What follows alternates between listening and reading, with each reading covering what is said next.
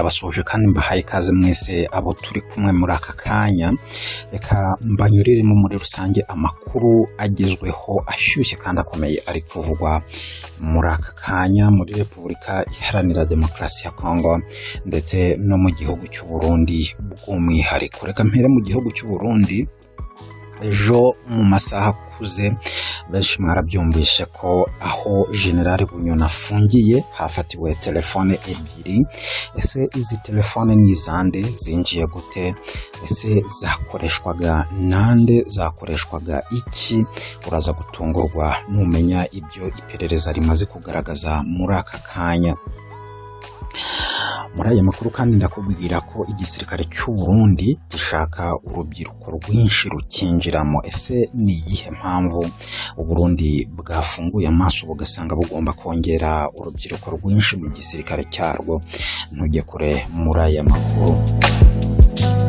Muri Repubulika Iharanira Demokarasi ya Kongo, nyuma y'uko impfu n'inkomere byarimo byiyongera mu mirwano ya M23 n'abayiteraniye cyangwa se abiyemeje kuyiviraho indimwe ngo bayitinsure cyangwa se bayirangize mu marembo ya Sake niho byaberaga. Kuri ubu noneho ibintu bimeze nabi. Za ngabo za SADC M23 yamaze kuzereka ko zibeshye ziza muri Repubulika Iharanira Demokarasi ya Kongo ngo zije kuba zayirwanya. Ntujye kure n'amakuru agezweho muri aka kanya ngiye kunyuriramo. Nk'uko bisanzwe tuba twifuza ko buri kanya kose umuntu aba afite amakuru agezweho kandi y'ingenzi ayadukesha. Kora subscribe utazajya ucikwa na kimwe mu by'ingenzi tugeza ku badukurikira.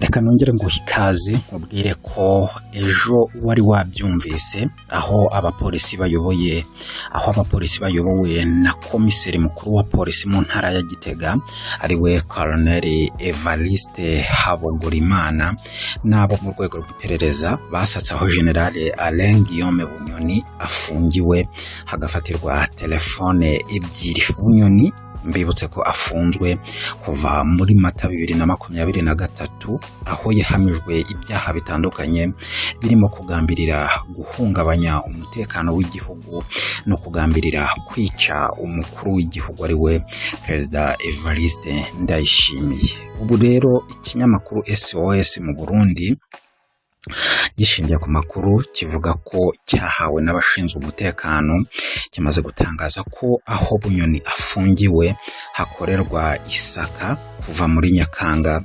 2023 bigakorwa ku buryo buhoraho kandi butunguranye. Aba mu nzego z'umutekano bavuga ko hagati y'Ugushyingo 2023 na Mutarama 2024 aho Bunyoni afungiwe hamaze gukorerwa isaka inshuro 3.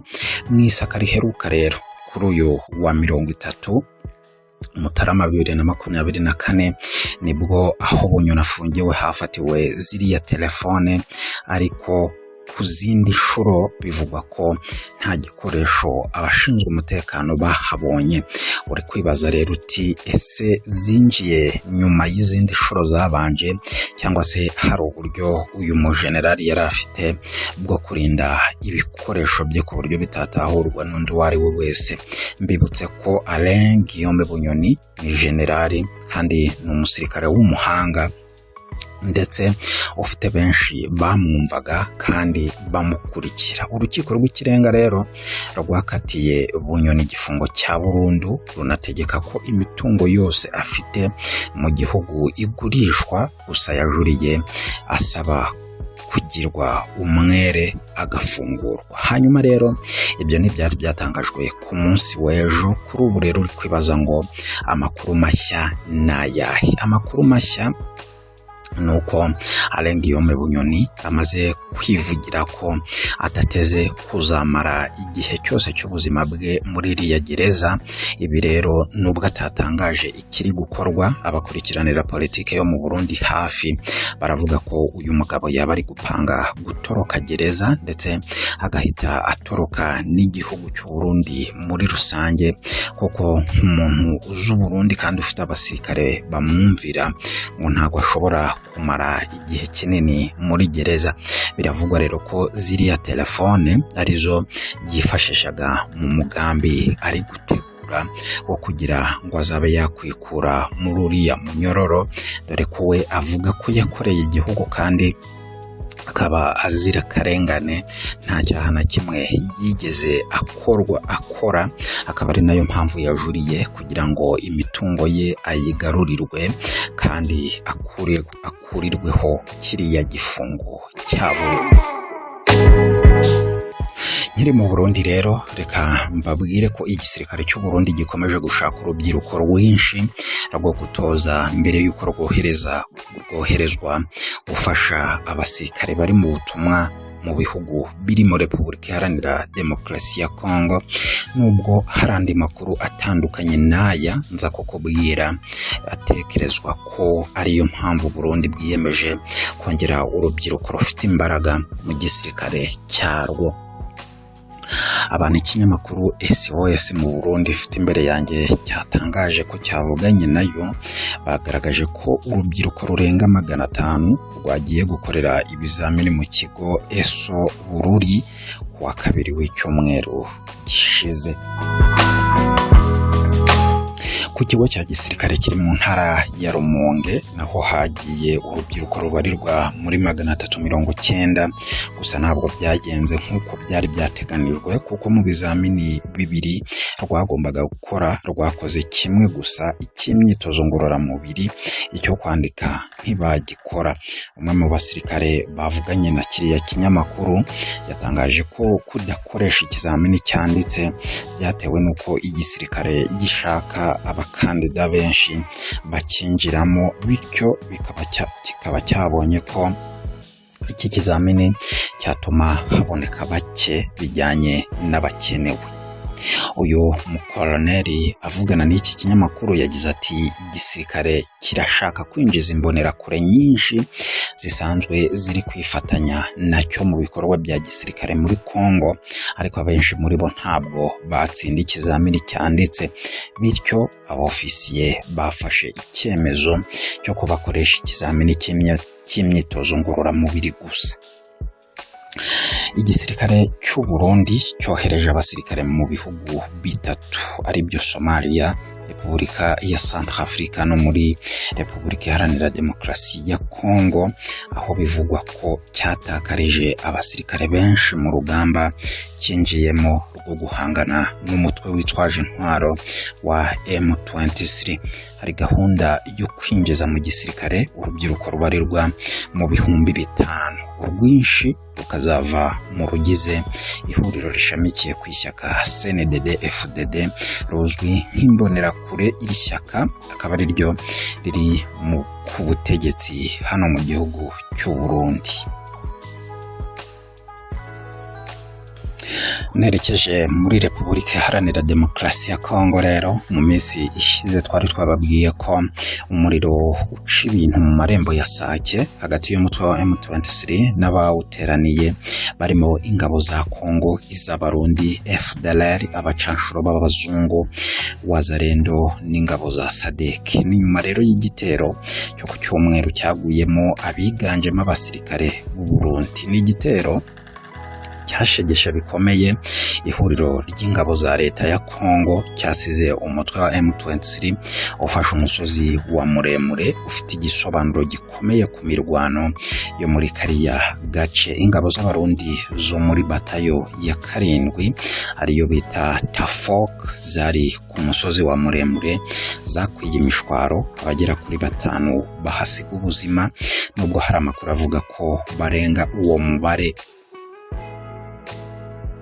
Bo bavuga ko baguye muri iyo mirwano barimo na Kapiteni Ephraim Mwiragira, umusirikare ukomeye w'u Burundi. Hari kandi abasirikare b'Abarundi baguye mu gico batezwe na M23 ubwo bavaga Iminova bajya guhura na SADC Isake. Bamwe barishwe abandi bafatwa mpiri. Gusa umutwe wa M23 wirinze gutangaza imibare nyayo y'abapfuye n'ibikoresho yafatiye muremure no muri iyo ambush. Ni mu gihe leta y'u Burundi ntacyo yigeze itangaza kuri abo basirikare biciwe muri teritwari ya Masisi na FARDC yaruciye irarumira. Ku rundi ruhande kuva ku munsi w'ejo ingabo za leta n'ihuriro bafatanije bakomeje gusuka ibisasu biremereye mu duce twa Karuba, Mushaki no mu nkengero zaho. Kuwa mbere rero umwe mu baturage bari mu nkengero za Mushaki muri teritwari ya Masisi yari yabwiye ikinyamakuru, yari yabwiye itangazamakuru ko abaturage b'inzirakarengane bari guhitanwa n'ibyo bisasu. Ati urebye n'imbunda nini, indege na drone biri gutwika inzu, abaturage bari kwicwa n'ibibombe biva muri leta. Ibi bisasu kandi byahitanye bamwe mu barwanyi ba M23 bari mu nkengero z'utwo duce, gusa M23 ntitangaza abo bimaze guhitana. Ku rubuga rero rwa Twitter, perezida wa M23 Bertrand Bisimwa yavuze ko ingabo za SADC zinjiye mu ntambara mu buryo bweruye, aho ziri gufatanya n'abajenosideri bo muri FDLR n'abandi bagize ihuriro ry'ingabo za leta ya Congo. Yavuze ko mu bice bya Karuba, Mushaki no mu nkengero zaho hari guterwa ibisasu bigahitana abaturage bazira ubusa.